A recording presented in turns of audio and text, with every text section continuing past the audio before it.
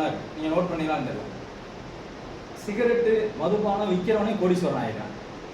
எவனாவது ஒருத்தன் சாப்பிட்றான், 100 பேர்ல 2 பேர் சாப்பிட்றான், அந்த நிறுவனத்தை நடத்துறவனே கோடீஸ்வரனா இருக்கும் பொழுது சாதந்தட்டிக்கு நம்ம சாப்பிடணும்.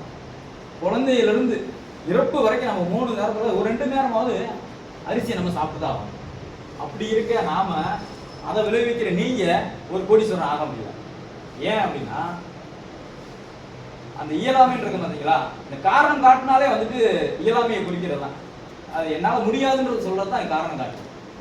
அதாவது காரணம் கற்பி இருக்கிறத தவிர்த்துறணும். கொஞ்ச நாளைக்கு எல்லாரும் கோமாளின்னு தான் சொல்லுவாங்க. ஒரு சில விஷயங்களை பண்ணும் பொழுது, ஐயா ஒரு சில விஷயத்த பண்ணும் பொழுது ஆரம்பத்தில் ஒன்றும் இல்லை, 3 மாசத்துல ஆரநாரை போட்டு எடுத்துறீங்க, அம்மன் எடுத்துறீங்க, அச்சயா எடுத்துறீங்க, ஏடிடி டிபிஎஸ் ஒன்று இப்படி எத்தையோ போட்டு எடுக்கிறான்.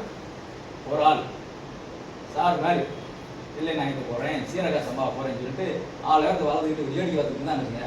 அப்போ அவர் கோமாளின்னு தான் சொல்லுவாங்க. சார் மாரி பண்ண ஒருத்தரை திருத்துறைப்பூண்டியில் அவருக்கு நம்மால் கொடுத்துருக்காங்க. 500 வகையான நெல் பாரம்பரிய விதைகளை வச்சிருக்காரு. காரணம் என்ன? அவரையும் சொல்லியிருக்க மாட்டாங்களா என்ன? யார் சொன்னாங்க நடுவில் 2 செல்ஃபி எடுத்து அப்படின்னாரு. ஊரில் எப்படி பேசியிருப்பாங்க, இந்த காத்தூர் சொல்லவா வேணும். காரணம் என்ன? இன்னும் பாருங்க, இன்னும் ஒரு 10 வருஷம் கழிச்சு சார் சொல்லக்கூடிய நபராக வருவார். காரணம் என்னன்னா டிமாண்ட் ஃபார் சாருக்கு போயிடும், ஆர்டர் போயிடும், ஆன்லைனுக்கு போயிடும். பாருங்களேன், கண்ணு முன்னாடியே சொல்றேன். சார் வந்துட்டு நான் காலைல மாட்டை கட்டி வச்சுட்டு வந்தேன், பால் கறந்து வச்சுட்டு வந்துட்டு 10:30 வர சொன்னாங்க, 11 மணிக்கு தான் வந்து சொன்னார் இல்லையா. இன்னும் ஒரு 10 வருஷம் கழிச்சு நீங்களாம் சார் அப்படி தான் போகணும். சார் வந்து பார்க்கணும், என் பேர பிள்ளை பாருங்க நடக்கும், இதுதான் நடக்க போகுது. காரணம் என்னன்னா நீங்க